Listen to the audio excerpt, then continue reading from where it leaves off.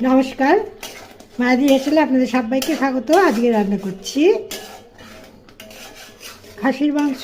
এর জন্য আমি মাংস নুন, হলুদ, পেঁয়াজ, রসুন এবং আদা দিয়ে সিদ্ধ করে নিয়েছি।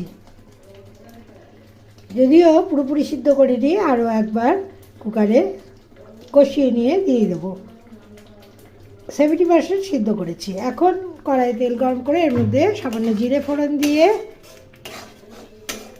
আর তেজপাতা, অল্প চিনি দিয়ে এর মধ্যে পেঁয়াজ, রসুন, আদা, লঙ্কা বাটা দিয়েছি। এর মধ্যে পরিমাণ মতো নুন, হলুদ দিয়েছি আর কষিয়ে নিচ্ছি। কষানো হয়ে গেছে। এখন আমি এর মধ্যে সিদ্ধ করে রাখা মাংসগুলো দিয়ে দেবো। খাসির মাংস কাঁচা অবস্থাতেও মশলার সাথে কষিয়ে রান্না করা যায়, আবার এরকম করে রান্না করলেও খেতে ভালো লাগে। তবে আজকে আমি এই পদ্ধতিতেই রান্না করছি। এখন মাংস দিয়ে আমি ভালো করে কষিয়ে নেব। মশলার মধ্যে আমি গোলমরিচ, এলাচ, দারচিনি আর জায়ফল দিয়েছি। মশলা কষানোর সময় ওর মধ্যে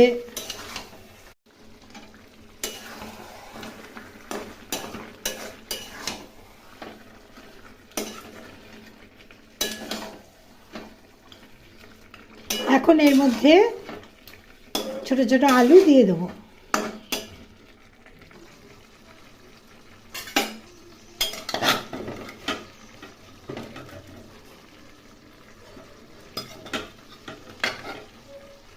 আলুগুলো সামান্য ভাপিয়ে নিয়েছি।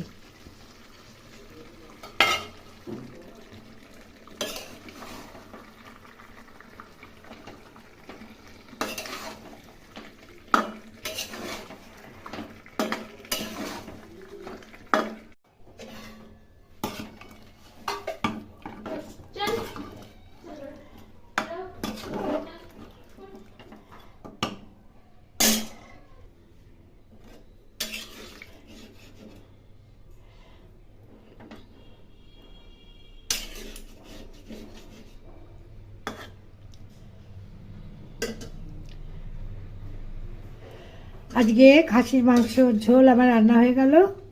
ভালো লাগলে লাইক, শেয়ার, কমেন্ট করবেন এবং চ্যানেলটি সাবস্ক্রাইব করার অনুরোধ রইল। সবাই খুব ভালো থাকবেন, সুস্থ থাকবেন। নমস্কার।